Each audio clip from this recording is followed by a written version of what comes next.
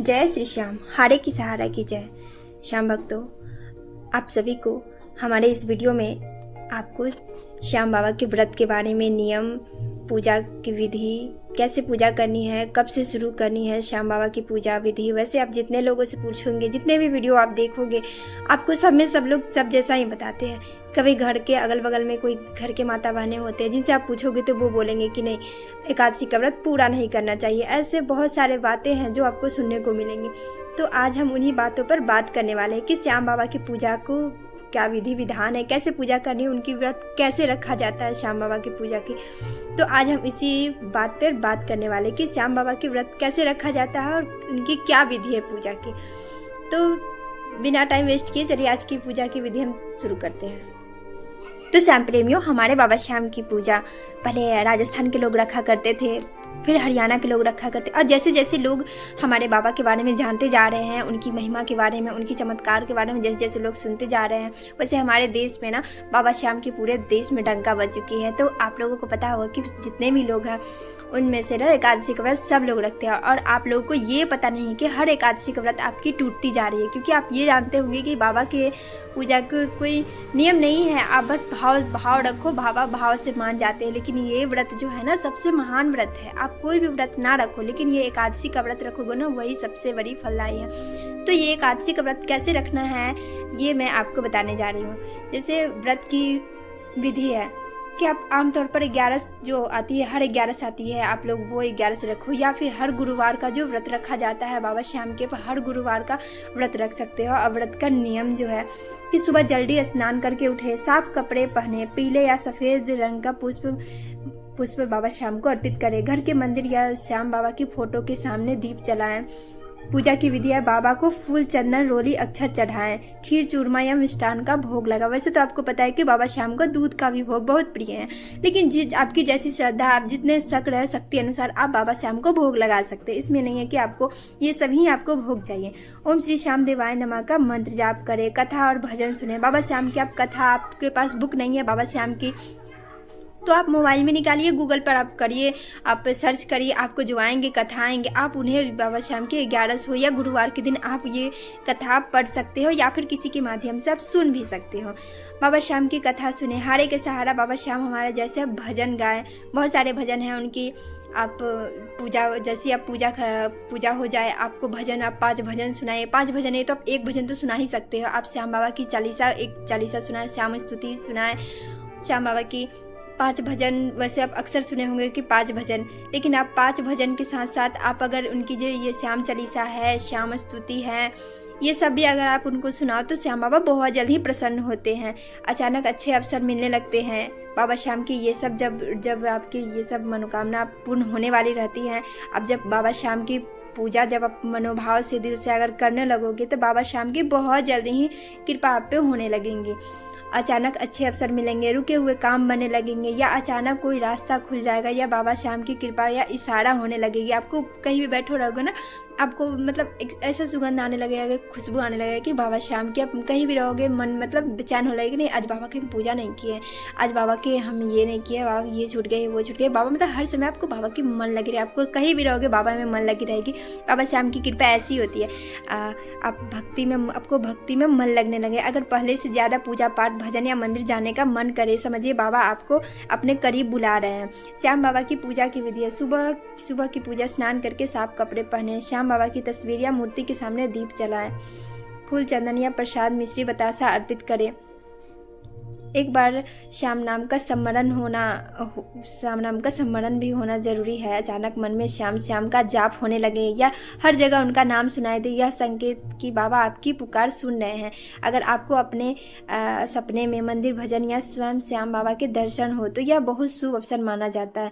बिना कारण मन हल्का या शांत महसूस हो, अंदर से विश्वास आए कि सब ठीक हो रहा है, यह कृपा संकेत है। अचानक अच्छे अवसर मिलना, रुके काम बनने लगने, अचानक कोई रास्ता खुल जाए, पालन कैसे करना है।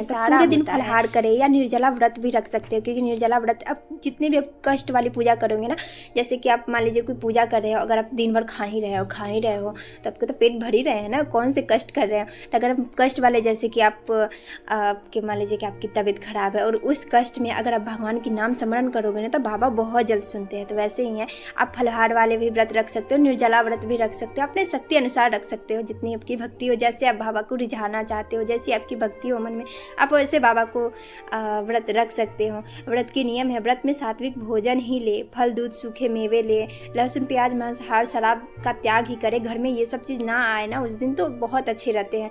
इस दिन ना चावल घर में ना बनाए एकादशी के दिन, आपका तो व्रत है लेकिन घर के लोग हैं वो भी चावल ना खाए तो बहुत अच्छा, बहुत शुभ माना जाता है। मन वाणी और कर्म से शुद्ध रहे। कभी होते हैं ना कि मन में ऐसे बात आने लगते हैं तो आप जय श्री श्याम मन भोले हैं, वो भटकते रहते हैं। जितने भी लोग दुख दिए रहते हैं ना, अगर शांति मन से रहो, अगर कहीं भी रहो तो अच्छे विचार कम और बुरे विचार ज़्यादा आने लगते हैं। तो आप श्याम बाबा की आप नाम जप करने लगो तो वो जल्दी आपसे ठीक रहेंगे उस दिन पूजा के दिन।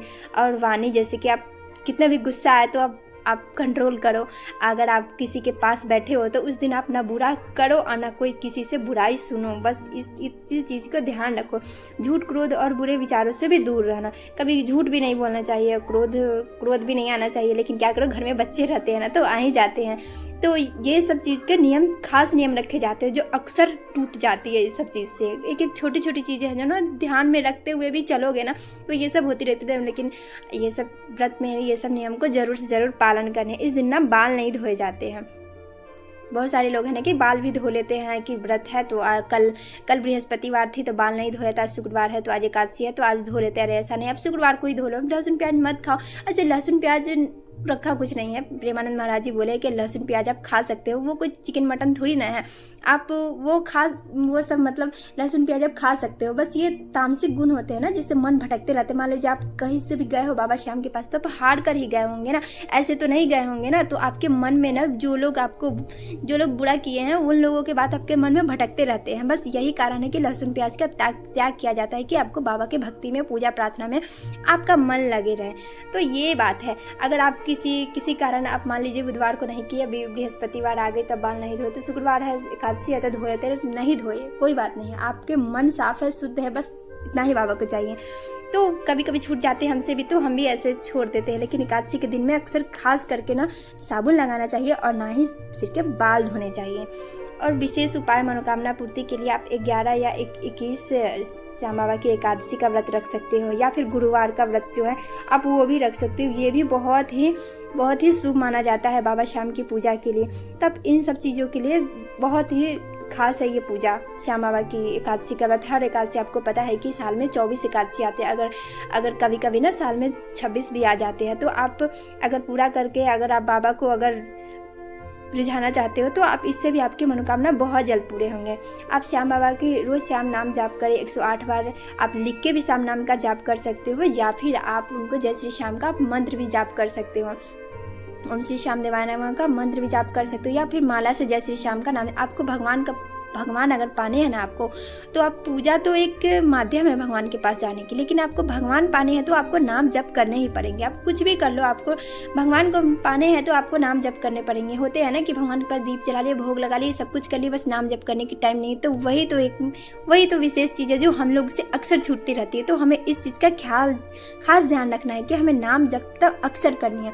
कभी कभी होते हैं ना कि हम खाना बना रहे हैं, सब्जी काट रहे हैं, ये कर रहे हैं, वो कर रहे हैं, हम नाम जप कर रहे हैं। अक्सर सुने होंगे किसी प्रेमानंद से कि आप कहीं भी रहो नाम जप करते रहो, तो उस वक्त भी हमें नाम जप करते ही रहना। लेकिन बाबा के पास अगर सामने अगर मूर्ति हो या फिर आपकी तस्वीर हो तो वहाँ पे बैठकर विशेष आप भगवान जी के पास बैठकर, जिस दिन आप एकादशी का व्रत के दिन अगर ये नाम जप कर लिए ना, व्रत में आप व्रत रखे हो और उस उपवास में अगर ये नाम जप किए तो वो बहुत ही फलदायी होती है। तो आप विशेष ध्यान रखना चाहिए कि हमें उस दिन नाम जप करने ही चाहिए।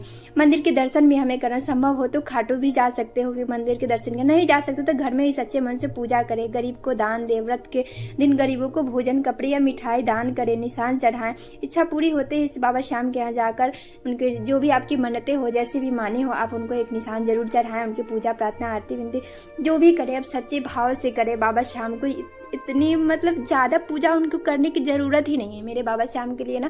आप बस सरल मन रखना है, एकदम साफ मन। आपको कोई गाली दे रहा है, कोई आपको देख के जल रहा है, ऐसा होता है ना कि हमें देख के वो बोल रहा है हमारे बच्चे के साथ ऐसे कर रहा है, उसके साथ कर रहा है, तो हमें गुस्सा आ जाता है। मतलब हमारे साथ हो रहा है तो हो रहा है, लेकिन हमारे बच्चे के साथ कर रहा है तो हम बर्दाश्त नहीं करें। सबके साथ होता है।